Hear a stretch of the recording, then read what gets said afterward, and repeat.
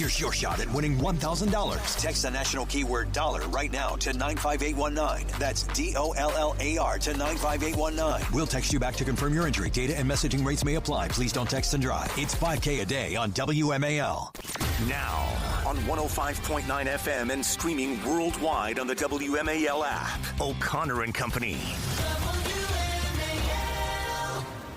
The time is 7:07 Eastern Standard Time. No, wait. We're still in Eastern Daylight Time, aren't we? Yes, we are. I apologize. When are we going to get rid of the time change thing? We're about to fall back, aren't we? They keep promising. I know. We're going to fall back, and then we got to lock it in. Everyone's saying, oh, keep it in daylight time. No. You owe me an hour, and I want that hour back. I gave up an hour in the spring. I want it back. Then we can lock it in. Coming up this morning on our D.C. wake-up call here. In 30 minutes, we'll talk to the U.S. Attorney for the district, Judge Jeanine Pirro. 8:05, Dr. Mark Siegel on the latest peanut allergy study. And then at 8:35, Morris Robinson, cast member of AIDA at the Kennedy Center, where Julie and I will actually be making a cameo. We'll be dressed in our Egyptian garb, walking out there carrying a spear, singing the high notes. Joining us right now is the best pollster in the business, founder of Trafalgar Group. He is Robert Cahaly. And Robert, I keep saying this, and I just, please do correct me if I'm wrong, but you were pretty spot on with Virginia 4 years ago when Glenn Youngkin shocked the world, weren't you? Yes, sir. It was one of those cycles that we have a lot of, where we had the best poll in multiple states, and that year we had the best poll in Virginia and New Jersey. Yeah. And so we seek to always do that again if possible. Robert, they always call your polls, the mainstream corporate media, they refer to your polls as outliers. But then they end up being very accurate for the most part. Obviously, nobody is perfect here, right? And there is something about your methodology that I think better represents Republican voters. Is that who is responding to your poll? Is it the answers you're getting, or is it the methodology you use to sort of take into account your responses to better reflect the electorate? Well, first of all, I love being called outliers by mainstream media that is generally way off on the elections. There's not a media company in America who has a better average error rate than we do. Yeah. And I can say that pretty proudly. Not a single one of them is always worse. Yes, I think it's not about so much Republicans, is that it is about average people. The way we do things, kind of polling people where they are, and also giving them polls that average people will take. You think about the average person. They're busy, they have a lot to do. If you're really trying to get their opinion on, an issue or even where they are on a race, you're not going to get them to answer 35 questions over 20 minutes. They're not going to do it. Yes. Robert, I'm interested I'd rather do 3 polls to get 35 questions than I would try to get down one poll, because average people are dropping off. And they always whine. We got too many college educated people. Well, shocker! In 35 questions in 20 minutes on a Tuesday evening. What do you expect? Robert, I'm really interested in the Jay Jones issue, but obviously that has really hurt the Democrats in Virginia. But I'm more interested in the response. Abigail Spanberger just yesterday was on a news, or earlier this week was on a news show, saying she's kind of annoyed that she has to talk about it. We know that no Democrat asked Jay Jones to drop out. What has been the reaction from voters? Have you polled on that specific question? And if that still remains an issue as people head to the polls? Yes, we have done polling on that, and it shows that a majority of people say it's having a small to significant impact in how they're voting. And the thing is, it really is about the reaction to it. We've seen it completely turn the Attorney General's race on its ear, and we've seen it have even a greater effect in the Lieutenant Governor's race. The Governor's race is where I think that we saw it have an immediate impact for a while. And, I've been watching some polls. Here's the thing. Most of the polls you see are just nonsense and trash, and you can ignore them. If you ever need to know which polls to listen to or to look at, just go back and look at the last 2 or 3 elections and look at the battleground states where everybody was competing. And it's not hard to figure out. If you can't poll one election right, don't believe that they're polling the next election right. Yeah. And but there's some couple quality polls that have come out recently that show that race widening back up a little bit. We had it as tight as 3 on the margin. We may go back in the field on that, and by that race, I'm speaking of the a race for governor. The governor's race, and, yeah. Let's talk about some of the specific races. We're talking to Robert Cahaly. He's the founder of Trafalgar Group, Pollster, and we're talking about the Virginia races. You're showing now Miyares with a pretty significant lead over Jay Jones here 2 weeks out. What is it? I think you had it up at 6 to 7 points. Yes, sir. And I saw that Quantis, who is a very good poll, had just come out and had, I think, even a wider margin than what we had in that. And so, I think that race that one is widening. We had it at 5, and he has it at 7. Okay. And you had Lieutenant Governor between Ghazala Hashmi and John Reed as pretty much a dead heat. It's been that way for several weeks now, right? Yes, sir. We definitely saw it that way. So now let's get to the governor's race. I'm looking at your 2 latest polls, one dated October 8th to 10th, and the latest one October 13th to 15th. And both of them show Abigail Spanberger with a 3-point margin in those polls. Do you have another one in the works right now? Because it seems like you're due, October 10th. What are you waiting for, Bob? Come on.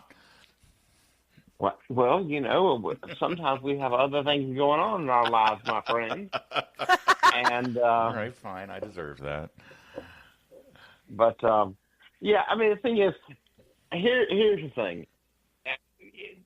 The best way to judge a pollster is what they put out in the weeks before an election, because that's, when we get tested. Yeah. And so, despite all criticism, people who want to put on a poll 2 or 3 weeks before an election are people who are willing to be judged. So everyone that does that deserves credit. Yeah. And I expect we'll put out another one. But all right. I'm just giving you a hard time. We're hungry for data in this race right now, Mr. Oh, of course you are. Mr. Cahaly. Is there? I get one other question just on the methodology. Is there a phenomenon where there's kind of a hidden vote? Like we saw this with the Trump voters often, who just didn't want to say. They just, they said they were undecided, but so many of those undecided votes broke Trump's way. And, you look back and it's like, well, you weren't really undecided. For crying out loud, who's really undecided about Donald Trump? Is there a similar phenomenon potentially in this Winsome Sears vote as well? We have not observed any of the telltale signs of a hidden vote yet. And in many ways, if you look at, when that kind of phenomenon is often referred to as the Bradley effect. And so it has a lot to do, in Bradley's case, that was people overestimating their support for an African-American candidate who did not intend to vote for him. So I don't know that the hidden vote would necessarily even benefit her if it was, similar to the Bradley effect in this race. I think that what you've seen is that race has other factors in it. And what's also interesting is the group that we saw move was seniors. Seniors moved toward Sears after the scandal with Jones and Miyares. Interesting. And the 65 own crowd, but the 45 to 65 crowd did not move as fast. And one, that's a crowd that obviously watches a lot less traditional television, at regular times and television ads and frankly even news programs. They're busy. They catch up on the news on the apps or Twitter or whatever they're doing. So it's a harder crowd to get to. And I think that right there is where I see the disconnect, where people who are willing to hold Spanberger accountable based on what she's done in the governor's race, what she's done as far as the attorney general, and those that are just kind of not really paying attention too much yet. And so it hasn't permeated. Now's the time. Now's the time. Robert Cahaly, we are, 2 weeks from today, hopefully, we will be announcing and hopefully interviewing the winner of the governor's race and all the way down the ticket. We'll have to wait till then, and in the meantime, we'll be refreshing the screen, waiting for the latest Trafalgar Group poll on Virginia. Robert, thank you so much. Always a great conversation. Yeah, it's always great to be here. You guys have an incredible fan base, and the quality of people I hear from after I'm on this show tell me everything I need to know about who listens. WMAL, making sense of the news. Live from the Home Paramount Pest Control Studios. Home Paramount, the leader in pest control since 1939. Your next $1,000 could be one text away. It's $5K a day on WMAL. How come Make America Great Again is pronounced MAGA, but Make America Healthy Again is pronounced MAHA? Yeah, ponder that while we tell you this latest update on how the Department of Health and Human Services are sort of rewriting the rule book here on health in our country. Robert F. Kennedy Jr. is planning on giving new guidance now on nutrition. This is about the consumption of foods that previously were considered unhealthy. Now it turns out they are healthy. This is dovetailing right off of our peanut allergy story that we had yesterday. But get this one. You said yesterday your father was very upset that he had to go without yolks in his eggs for decades, right? Yeah, I need to just, Dad, if you're listening, if you could turn it off, because I don't want your blood pressure to spike. The idea that they're going to encourage more saturated fats. Okay, I'm sorry, you're going to set this up, but Dad, turn off the radio. Secretary of Health and Human Services Robert Kennedy Jr. is now issuing new nutrition guidance that says you're not eating enough saturated fat. You should be eating more butter and more cheese and more beef ribs and more hot dogs and sausages. Oh, gosh. Honestly, I just can't. I can't. Honestly, anymore. Look, I see what he's doing here, and I am a supporter of much of what RFK is doing with MAHA, but consumers are so confused. And, the other thing, Larry, that's really interesting, and what I don't think consumers realize, is that states are getting involved in this too, and they are issuing their own guidelines and their own regulations. So food manufacturers we're getting to a point where food manufacturers are going to have to produce products for each state that are going to have to go through a different regulatory process. And so there's going to be okay, these are the Cheerios that go to California. These are the ones that go to Nebraska. Oh, gosh. It is so confusing for consumers. And then you add this kind of stuff on. I really do feel bad for consumers. I do too. I also feel bad that this stuff gets politicized, because if another set of eyes and another spokesperson or another administration made the same announcement, most people would say, oh, okay, let's go with it. But because it's Kennedy and because it's Trump, it makes it even that much more polarizing. Dr. Mark Siegel was on Fox yesterday talking about this, specifically the saturated fats issue. Take a listen, cut 25. This is about de-demonizing foods, de-demonizing, because in the 70s, when we started going after saturated fats and saying that they were going to kill you, you know what happened? People replaced them with sugar and with ultra-processed foods. Mm-hmm. So it's about a balanced diet. Certain saturated fats, like whole milk yogurt, for example, or cheese, actually can help your gut. They can help decrease inflammation.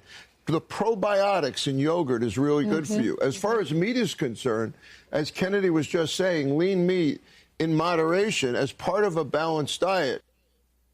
Yeah, well, and Dr. Mark Siegel is going to join us here, and you can ask him. You've got questions about this, don't you, Julie? Yeah, absolutely. Well, and he's right. People replace these sort of natural fats with things like trans fats, right? And hydrogenated oils, which we now know are not ideal. So I do think that it is a move toward the positive.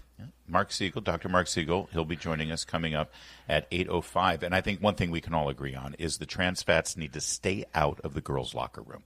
It is 7:23. You're not going to want to miss this. Keep it here. U.S. Attorney Jeanine Pirro coming up. It's 7:30. WMAL-FM, Woodbridge, Washington, a Cumulus media station. Making sense of the news. News Talk 105.9. News now. Now on 105.9 FM and streaming worldwide on the WMAL app. O'Connor and Company. 7:36. Thanks for coming along on our ride this morning in your morning commute on O'Connor and Company here in your nation's capital. Coming up at 8:05, Dr. Mark Siegel will join us, talk about the saturated fat story we just shared with you, coming out of the Kennedy Department of Health and Human Services, and the peanut allergy study. Lots of stuff about your health. And at 8:35, one of the stars of Aida, about to open at the Kennedy Center, Morris Robinson's going to join us. The opera's not over till Morris Robinson sings. That's all coming up. It's Larry O'Connor with Julie Gunlock. Julie, look who's joining us. It's Judge Jeanine. We love Judge Jeanine. Let me just say, your U.S. attorney here in the District of Columbia, you know her, you love her, Jeanine Pirro. I'm going to say it. She's a firecracker. Aren't you, Judge Jeanine? You are a firecracker. Good morning. Good morning. The day is still young. I haven't fired up yet. All right, good. Well, maybe we can get you there. We talked a little bit about some of the things that you were saying yesterday at the presser and on Fox News, and sort of reflecting so far on where we stand here with regard to crime. This stat stuck out to me: the fact that your predecessor set free 62% of the cases that cops had arrested and brought before him, and yet you have now prosecuted over 90%. Just that distillation of the difference here.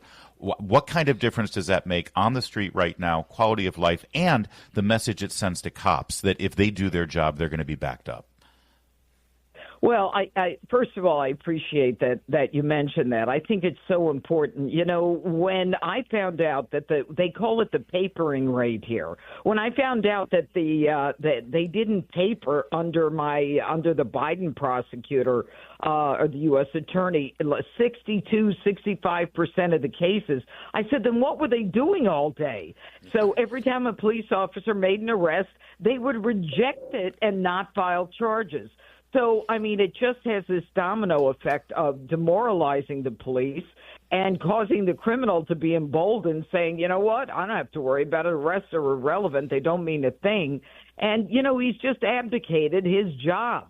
And so when I came in, now I was totally unaware. I started realizing after a time that was not being done. And the bottom line is this.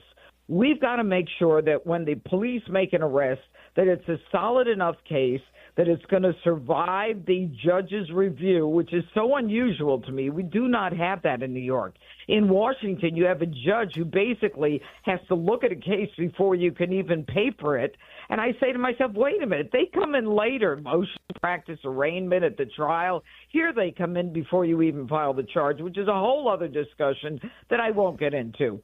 But the truth is, it sends a message that we're backing the police, that they're out there making arrests. And when there's a problem, we'll say, look, can you go back, get this, get that? And that's what we're doing. And that's why I think it's making the whole district safer. There's another figure here. It's just shocking to me. It says when you walked into the office, you realized how short-staffed it was. It says when you arrived, you were missing 90 prosecutors and 150 investigators and paralegals. I'm interested in how you're rectifying that situation, but I'm also interested in what was the morale in that office when you arrived.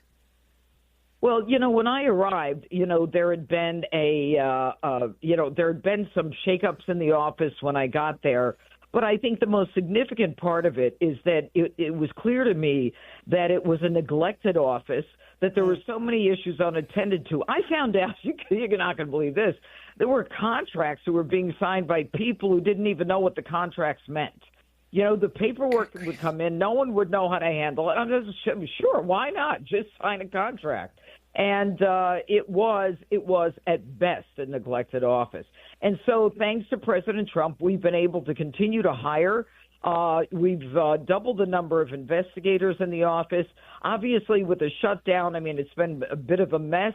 But at the same time, I mean, there is the opportunity to bring this office back to where I think it should be, which is the number one office, United States Attorney's Office in the country.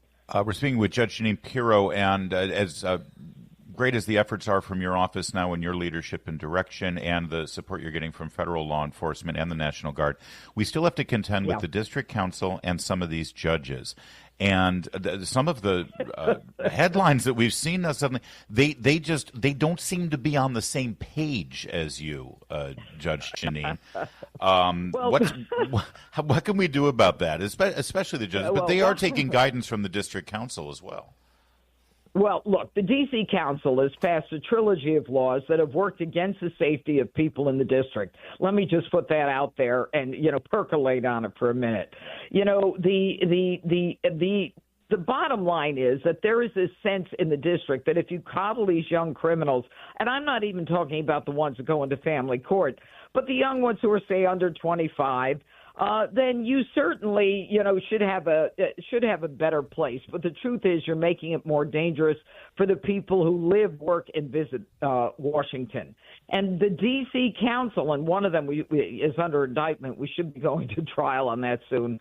But the D.C. Council has passed laws that are so absurd that when there's a mandatory minimum in a crime, they're saying, if he's under 25, you can let him loose. Right. And they've done that. I talked about this before. They also want to seal all the records. So if you got a conviction, hey, no stress, we'll seal the record. No one will know. A future employer will never know. So you've got a larceny, embezzlement. No stress. Your next employer won't know about it. Right, I mean, this is lunacy. Judge Jeanine, this is lunacy. Do you interact with these people? Can you call Charles Allen into your office or Phil Mendelson into your office and say, what are you guys doing here?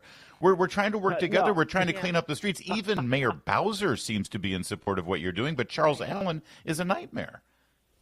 Well, I'll tell you, the good news is that we've made some great collaborations with Mayor Bowser, and I leave it up to her to deal with the D.C. Council. It's really not it's not my lane, so to speak. Okay. But I can tell you this.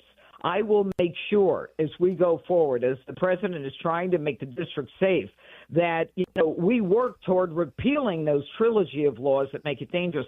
Look, the kid that we just arrested, the two that we just arrested on the 18 and 19-year-old on the big balls. That's beating up big balls. I wasn't going to say it, but since you did. Yeah. Well, you're used to working with Jesse Waters, so I wouldn't put it past you. Yeah. So the two of them, I mean, if you look at it, you've got one who was arrested in April, charged, convicted of a felony. The judge, who has no criminal background, ends up sentencing this guy to probation on a felony attempted robbery. It was a robbery. He pled to attempted robbery. And then within a few months, then we got him on assault and possession of a prohibited weapon. We convict him on that. And instead of violating probation, instead of throwing him in jail, instead of C. Sosa, saying, this guy's got to go in, and they were great, don't get me wrong. The next judge gives him probation, and then within 10 days he's on to beating up Ethan Levine and Edward Korstein. Yeah. Now, that's in a matter of 4 months, guys. So this guy has been through the criminal justice system over and over, back in court, released, back in court, released, back in court, released. That's why I'm working hard to make sure that we've got, number one, enough judges. And it's time to have a sit-down with some of the judges about putting people on the Superior Court that handle criminal cases that know crime. You can't take someone who did insurance their whole life and expect them to understand the criminal justice system. Although to me and you and everyone listening, it's pretty fundamental. Yeah, you got a child who takes a cookie sense. and then lies about it. You have to do something. You don't need a law degree. It's common sense. Although I do know that sometimes those things work in opposite directions. We got so many direct messages and tweets from people knowing that you were coming on the show. They wanted to let you know they're very grateful that you took a pause from your obviously very successful media career to give back to this city and to our country by taking on this job. Wow.